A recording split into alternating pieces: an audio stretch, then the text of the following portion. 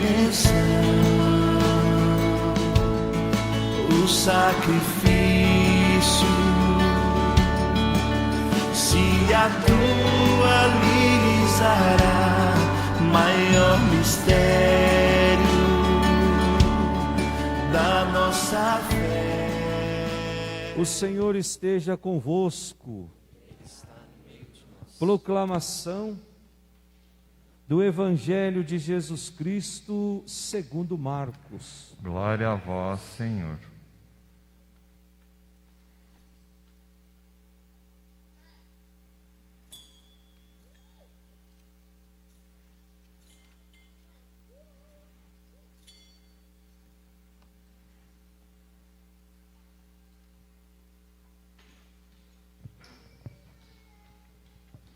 Naquele tempo, Jesus atravessou de novo numa barca para outra margem.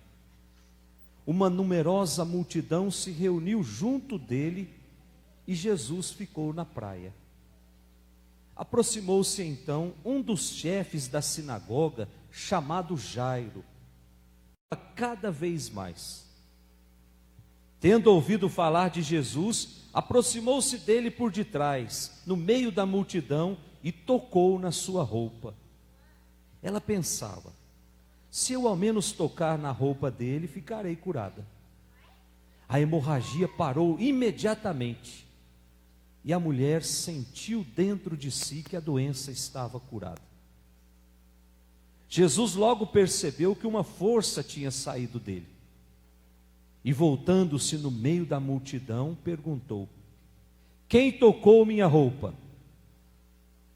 Os discípulos disseram: estás vendo a multidão que te comprime e ainda perguntas quem me tocou? Ele, porém, olhava ao redor para ver quem havia feito aquilo. A mulher, cheia de medo e tremendo, percebeu o que lhe havia acontecido. Veio e caiu aos pés de Jesus e contou-lhe toda a verdade. Ele lhe disse: filha, a tua fé te curou. Vai em paz e fica curada dessa doença. Ele estava ainda falando, quando chegaram alguns da casa do chefe da sinagoga e disseram a Jairo: tua filha morreu, por que ainda incomodar o mestre? Jesus ouviu a notícia e disse ao chefe da sinagoga: não tenhas medo, basta ter fé. E não deixou que ninguém o acompanhasse, a não ser Pedro, Tiago e seu irmão João. Quando chegaram à casa do chefe da sinagoga, Jesus viu a confusão e como estavam chorando e gritando. Então ele entrou e disse: por que essa confusão? E por que esse choro? A criança não morreu, mas está dormindo. Começaram então a caçoar dele, mas ele mandou que todos saíssem, menos o pai e a mãe da menina, e os 3 discípulos que o acompanhavam. Depois entraram no quarto onde estava a criança. Jesus pegou na mão da menina e disse: Talitá cum, que quer dizer: menina, levanta-te. Ela levantou-se imediatamente e começou a andar, pois tinha 12 anos. E todos ficaram admirados. Ele recomendou com insistência que ninguém ficasse sabendo daquilo e mandou dar de comer a menina. Palavra da salvação. Glória a vós, Senhor.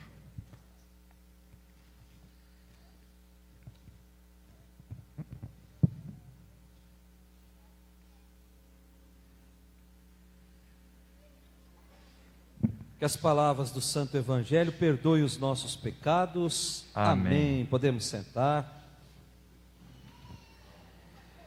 Queridos irmãos que nos acompanham pelas redes sociais, você que nos acompanha pelas redes sociais, pode deixar os seus pedidos para a missa também. É só escrever aí nos comentários, que no finalzinho da missa nós rezamos por todas essas intenções também. Nós estamos no domingo de número 13, 13º domingo do tempo comum. Nós não temos o jornalzinho para a gente acompanhar a missa, mas nós estamos na sequência.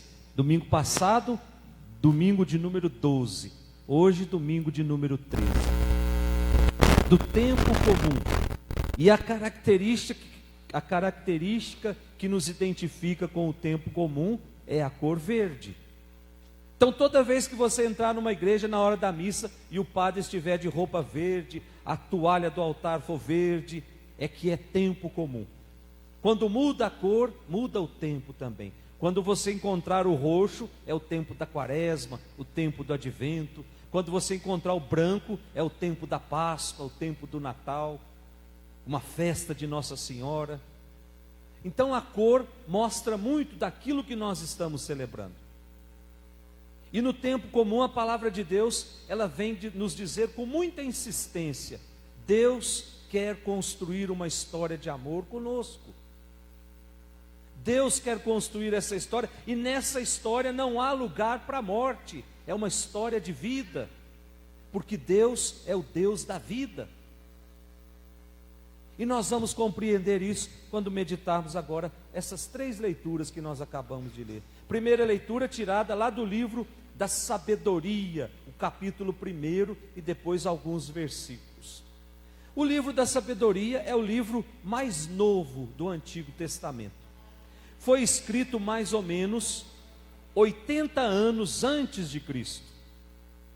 E foi escrito numa época em que o povo estava meio que desorientado. Cada vez mais o povo tensionava-se a fazer o seu caminho longe de Deus. Influenciados pela cultura grega, que se colocava como a melhor cultura do mundo, influenciado pelo brilhantismo da filosofia, e o povo começa a querer fazer o seu caminho sem Deus, ou deixando Deus à margem. Eu quero viver nesse mundo, mas eu não quero seguir a cartilha de Deus. Eu quero ser o Deus da minha vida. É isso que está acontecendo muito hoje, gente. Então o autor do livro da sabedoria vem nos dizer que não existe sabedoria fora de Deus. O que nós estamos acostumados é identificar a pessoa sábia como aquela pessoa que tem um acúmulo de conhecimento. Ou seja, quanto mais eu estudo, mais sábio eu me torno diante da sociedade. E o autor vem dizer que não. Essa sabedoria de acúmulo de conhecimento, ela em nada se identifica com Deus. Porque essa sabedoria é uma sabedoria de saber. Mas a sabedoria que vem de Deus é uma sabedoria de sabor. É por isso que às vezes na nossa vida a gente encontra pessoas que às vezes nem terminaram o ensino fundamental e possuem uma sabedoria que nos deixa de boca aberta, para dizer que quanto mais próximo de Deus eu estou, mais eu sei lidar com as situações adversas da vida. Então, essa proximidade com Deus eu não vou conseguir através de uma faculdade, através de livros. Essa proximidade com Deus eu conquisto a partir da minha vida de oração, a partir do meu diálogo com Deus, a partir da frequência nos sacramentos, a partir da leitura da Sagrada Escritura. É assim que eu vou me tornando íntimo de Deus. E íntimo de Deus faz com que eu também beba dessa sabedoria que vem dele. E a primeira leitura vem nos apresentar isso. Chega-se à maturidade de apresentar um Deus que é o Deus que gera vida, que estava totalmente em contradição, contrapondo-se com aquilo que se esperava da época. Se por acaso Deus não se agradasse de mim, então Ele me matava. E aí o autor vem dizer: não, Deus não nos criou para a morte, Deus nos criou para a vida. E aí nós precisamos entender por que então existe a morte no nosso meio.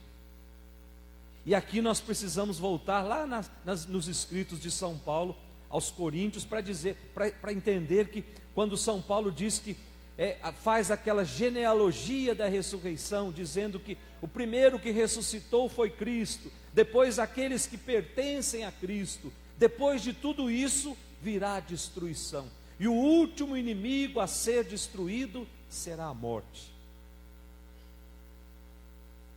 E aí nós podemos nos perguntar, mas se a morte vai ser destruída, por que nós morremos? Que fique bem claro, essa morte física, todos nós vamos experimentar. Essa morte física não tem como destruir, porque essa morte física faz parte do processo nosso rumo ao céu. Ninguém chega ao céu sem antes experimentar a morte física. É por isso que Jesus insistia tanto em fazer com que o reino de Deus, o céu, acontecesse aqui. Se eu tenho certeza que eu vou para o céu, o que me impede de transformar a minha casa num pedaço do céu? O que me impede de transformar os meus relacionamentos, as minhas rodas de amizade, no lugar onde se sente o cheiro do céu? Então essa morte física nós vamos experimentar. Nós morremos aqui para nascer e viver mais. Nós morremos para esse mundo para nascer para a vida eterna. Então São Paulo está querendo dizer que a morte que precisa ser destruída é aquela morte que faz com que eu não olhe mais para Deus como sendo o Deus da minha vida. Faz com que eu perca totalmente a minha amizade com Deus. E aí eu começo a caminhar nesse mundo sem Deus. Portanto, eu morro para as coisas de Deus. Essa morte não pode existir no nosso meio. Eu não quero perder a minha amizade com Deus. Mas as situações de pecado, elas vão fazendo com que eu vá me afastando dessa amizade com Deus. Por isso que Jesus criou o sacramento da reconciliação. Toda vez que meu coração me acusar, olha, eu acho que eu caminhei longe de Deus, então eu me confesso e restabeleço de novo a minha amizade com Deus. Portanto, essa morte, ela nunca vai ser destruída. Ou melhor, essa vida, ela nunca vai ser destruída. O que precisa destruir é a morte que gera a minha ausência com Deus, das vezes que eu insisto em caminhar sem Ele. Depois da nossa segunda leitura, assim, ele termina dizendo, a primeira leitura termina dizendo assim, podemos olhar lá junto, não está com o folhetim, versículo 24, foi por inveja do diabo que a morte entrou no mundo, e experimentam-nas as que a ele pertencem. Ou seja, morre para Deus somente aqueles que pertencem ao diabo.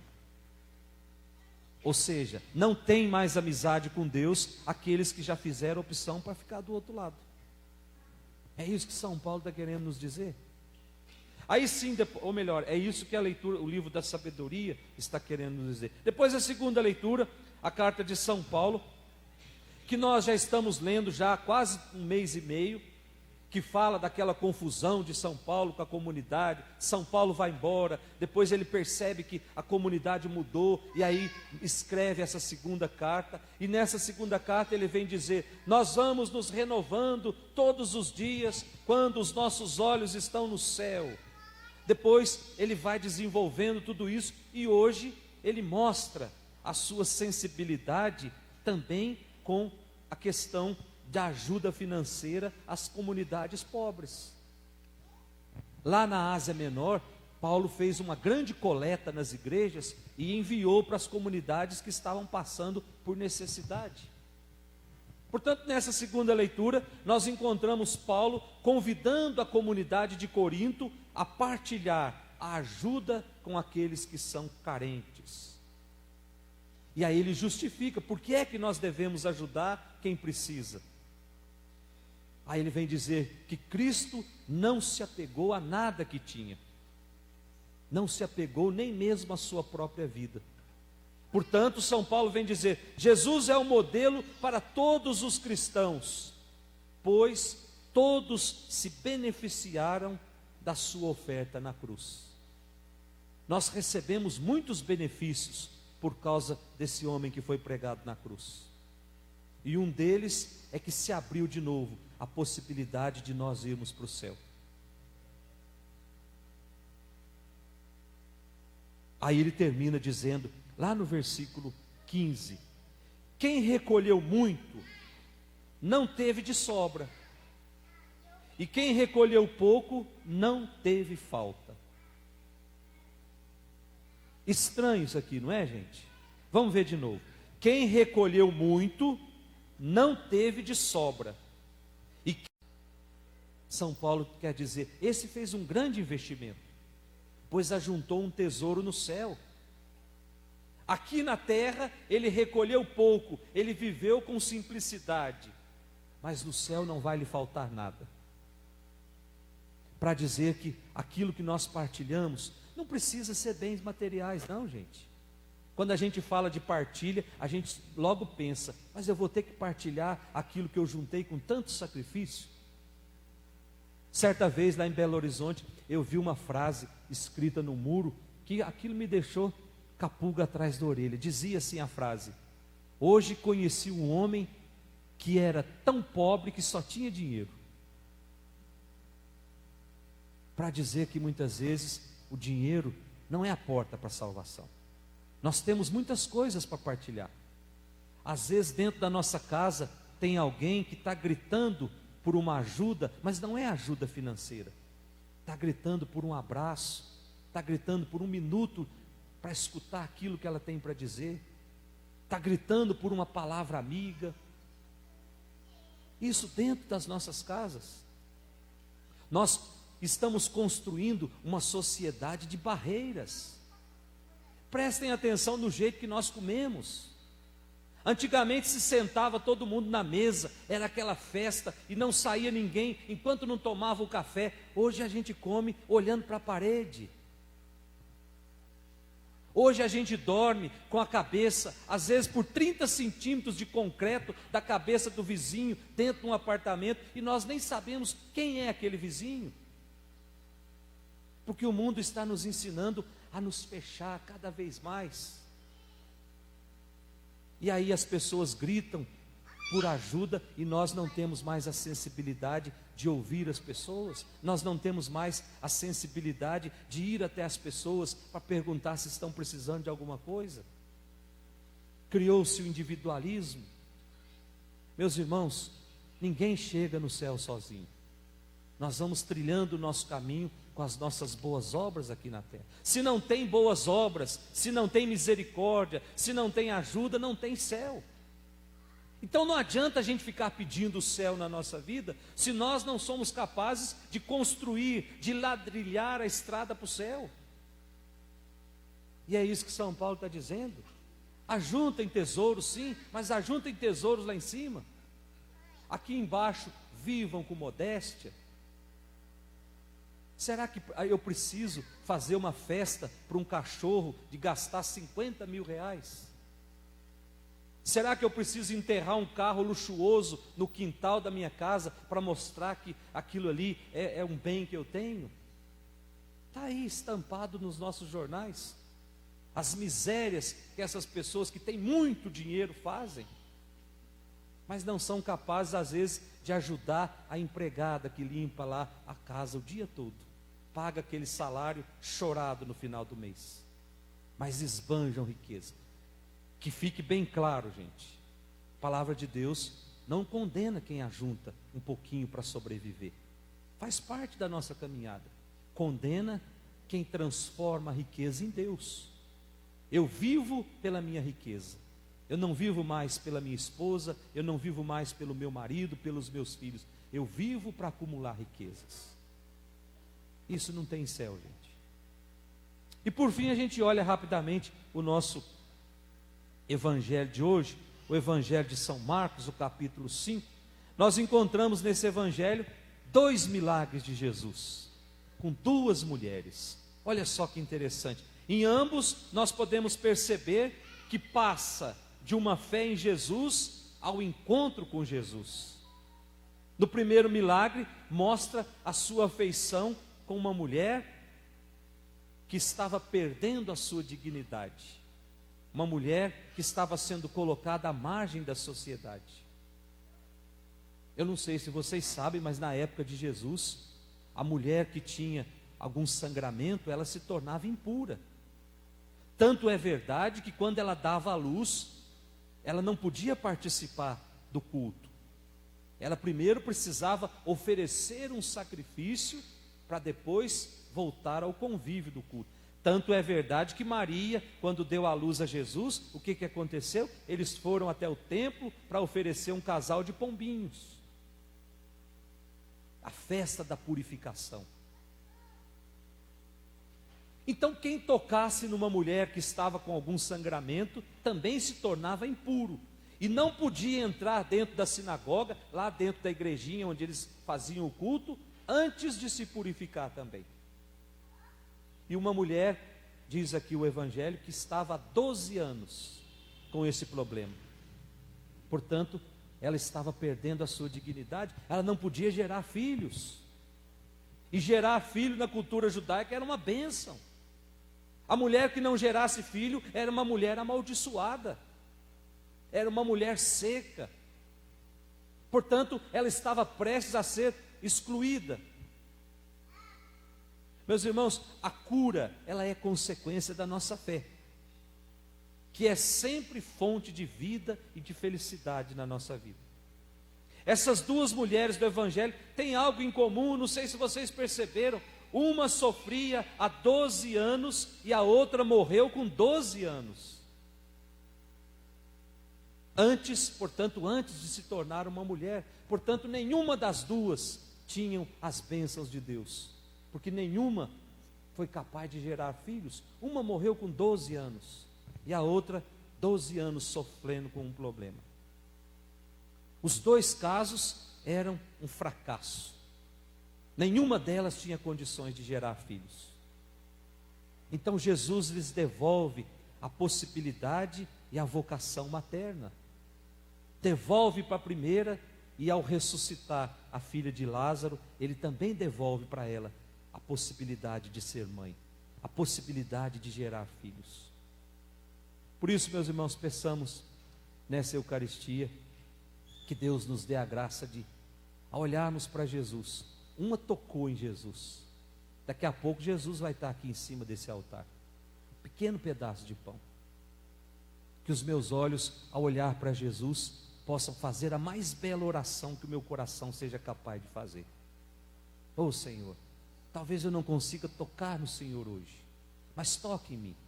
Toca na minha família, toca nos meus problemas, toca na minha vida desorganizada, toca no meu país que está sofrendo essa crise enorme de saúde.